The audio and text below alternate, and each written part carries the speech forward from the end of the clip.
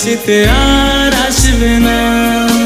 দেশে ছিলাম মাগো তোমার ছায়ায়, কর্মের দোষে এলাম প্রবাসী জেলখানায়। দেশে ছিলাম মাগো তোমার ছায়ায়, কর্মের দোষে এলাম প্রবাসী জেলখানায়।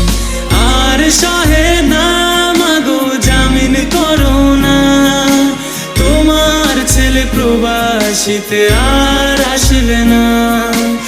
আর সহে না মাগো জামিন করো না, তোমার ছেলে প্রবাসীতে আর আসবে না।